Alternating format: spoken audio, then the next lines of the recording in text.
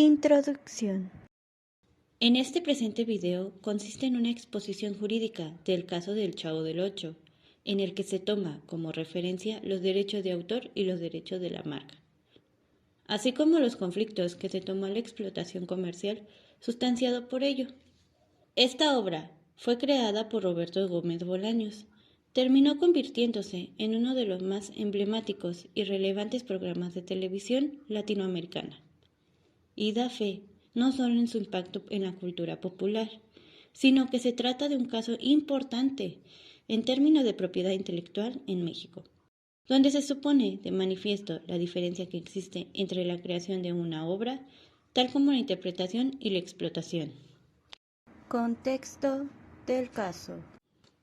La serie El Chavo del Ocho fue emitida durante más de 30 años y su impacto por la televisión de México y América Latina fue un éxito innegable. El impacto de la obra no la consolidó únicamente como un programa televisivo, sino como un símbolo de una marca que cuenta con un alto potencial de explotación comercial.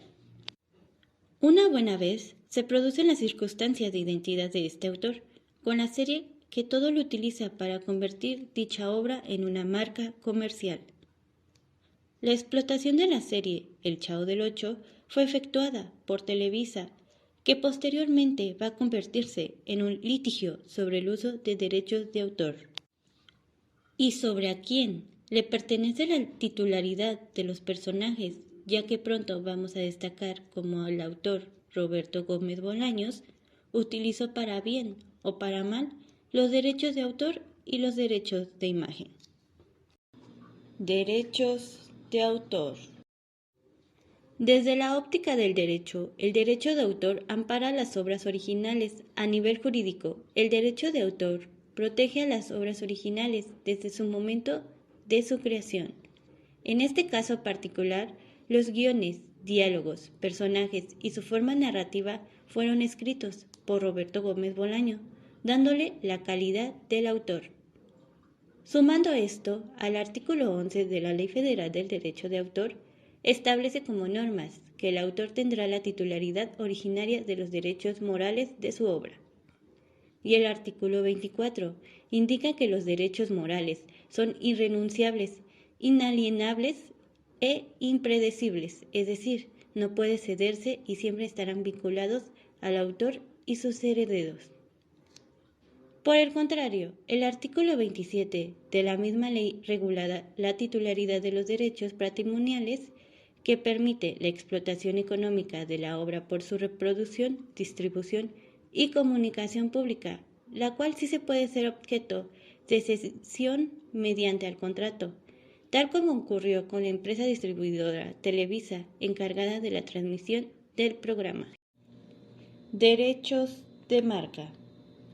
Por otra parte, el Chavo del Ocho fue también objeto de un registro de marca, de acuerdo con el artículo 87 de la Ley Federal de Protección a la Propiedad Industrial, la que nos enseña que el registro de marca nos da el derecho exclusivo de uso en el comercio. Y según el artículo 88, esto permite a la persona dueña que pueda impedir el uso de esta por terceros sin su autorización.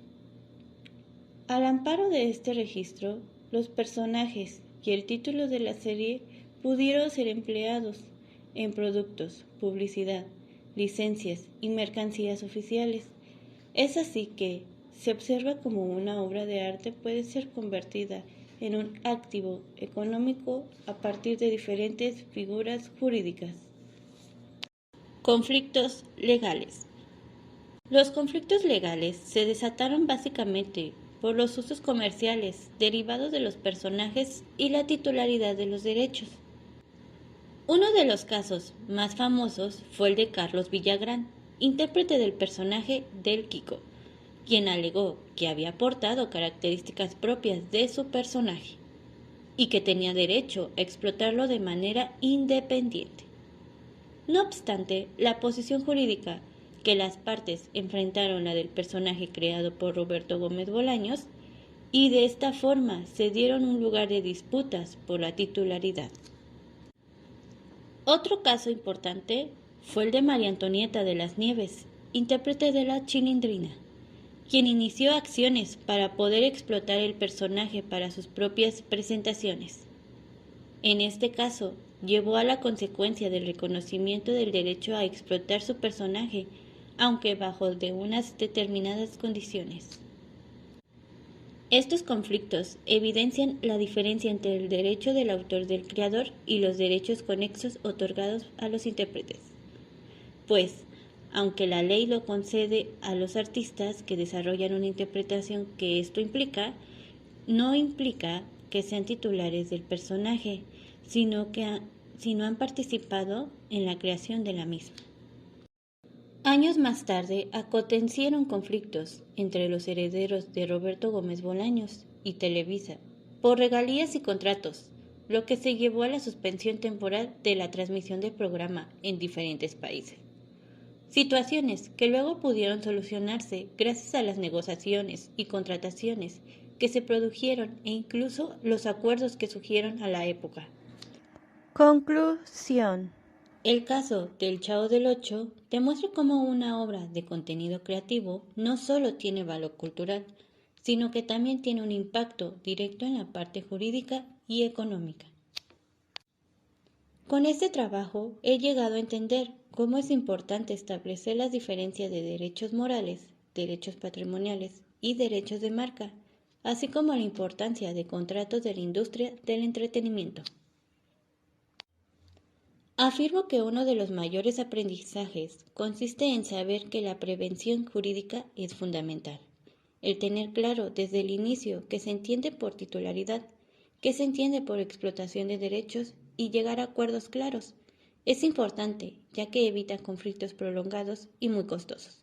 Y en cuanto a discutir la titularidad de los derechos.